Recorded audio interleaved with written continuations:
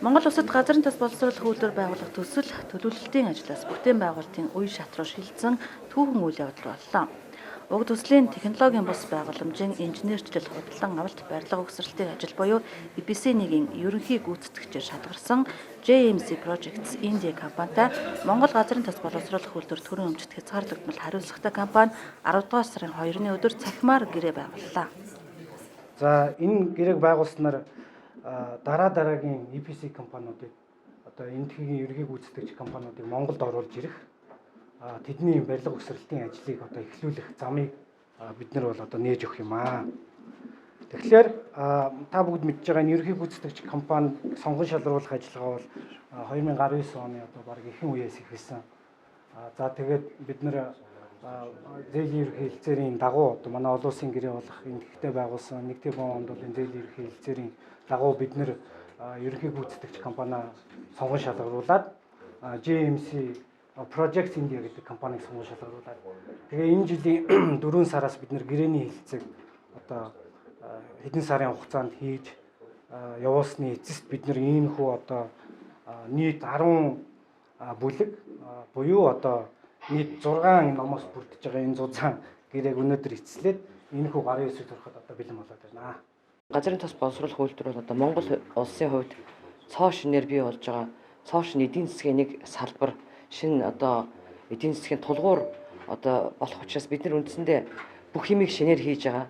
Бид нар бол одоо техник эдийн засгийн үндэслэл боловсруулахаас энэ одоо хамгийн төлөвлөлтийн ихний үе шатаас эхлээд бид нар маш олон одоо сорилттой тулгарч өдөр тутамд ингэж бас одоо хүчин чармайлт гаргаж ажилласны үр дүнд 3 жил 5 сарын дараа үйлдвэрийн бүтээн байгуулалтын эхний гэрээг ингэж хийхэд бэлэн болоод байгаадаа баяртай байна. Today happens to be a very auspicious day.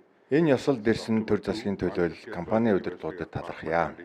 Төслийн бүтээн байгуулалтын эхний гэрээг үзүүлэх хүртэл асар их хүч чармайлт гарган ажилласан Монгол газрын тос боловсруулах үйлдвэр компани хамт олон баяр хүргэе.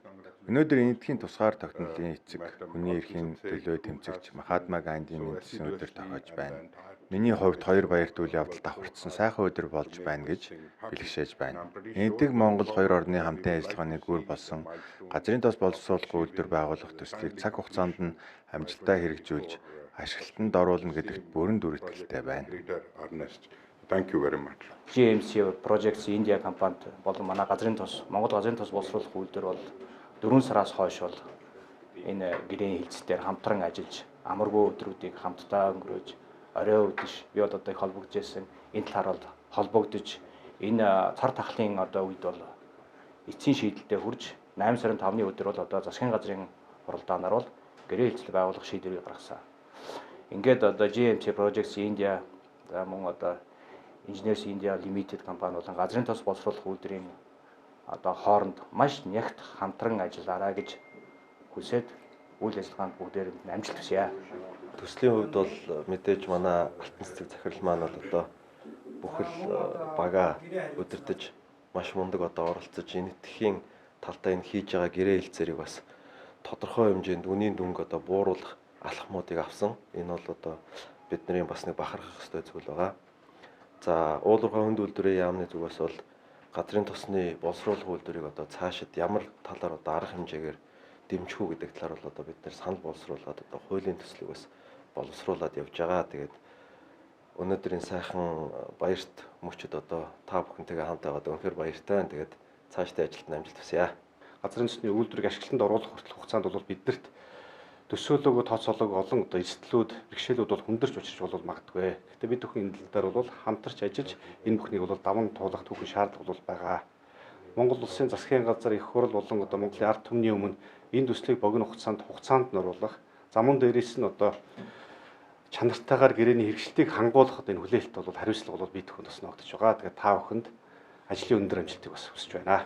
Энэ үйлдвэрлэл бол маш том одоо алхмыг бол хийх ёстой. Монгол улсын эдийн засаг том алхам болж өгнө. За дээрэс нь энийг хийж байгаа. Цааш нь алдаа одоо гүүгээр тийм үү? Алдаагүйгээр цаашаа бол маш богино хугацаанд хийнэ гэдэг бол та бүхний одоо инженерчлэлийн том одоо болсон хүчний чадах бол маш их шаардлагадаг. Тийм болохоор бидний хувьд бол засгийн газрынхаа өмнө хүлээсэн үүргээ та бүхэн маань богино хугацаанд хамтын ажиллагаа бол зөв зүйтэй авч явахыг бол та бүхэндээ хүсэн юм. Газрын тос боловсруулах үйлдвэрийн бүтээн байгуулалт нь инженерчлэл худалдан авалт барилга угсралтын 4 багц хэсгээс бүрднэ. Эхний багц буюу технологийн бус барилга байгууламж үйлдвэрийн талбайд дэд бүтцийн бэлтгэл ажлыг хийх ерөнхий гүйцэтгэгчээр Бүгд найрамдах энтэг улсын JMC Projects India компани шалгарсан тус компани үйлдвэрийн талбайд иргэний барилга байгууламж, ус хангамжийн систем, талбайд дэд бүтц зэрэг барилга байгууламжуудыг барих ажлыг гүйцэтгэх юм а. JMC Projects India компани нь дэд бүтэц, эрчим хүч, аж үйлдвэр, барилга угсралтын чиглэлээр үйл ажиллагаа явуулдаг 40 орчим жилийн туршлагатай компани. За тус компани энэтхэг болон бусад улс орнуудад бүтээн байгуулалтын 50 гаруй төслийг амжилттай хэрэгжүүлжээ. Good morning, Excellency. Indian Ambassador. Монгол улсад газрын тос боловсруулах үйлдвэр байгуулах төслийн ажилд манай компани хамтран ажиллахаар болсонд баяртай байна. Хэдийгээр бидний хамтын ажиллагаа дэлхийд дахины хамарсан цар тахлын хүнд хэцүү цаг үед өрнөж байгаа ч цаашдын ажил бэрхшээл тулгарна гэж огт бодохгүй байна. All the stakeholders in the project. Thank you, sir. His Excellency Mr. Singh.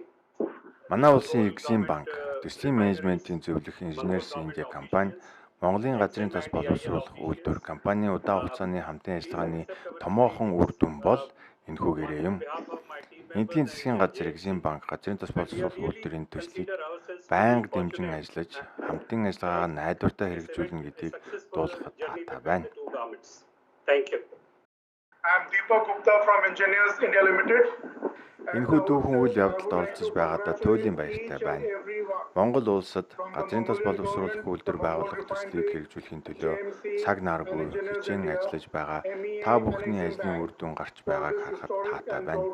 Ингээд ирээдүйн хамтын ажиллагаа амжилттай болох болтугай гэж Thank you everybody and wish you all the best. Thank you so much.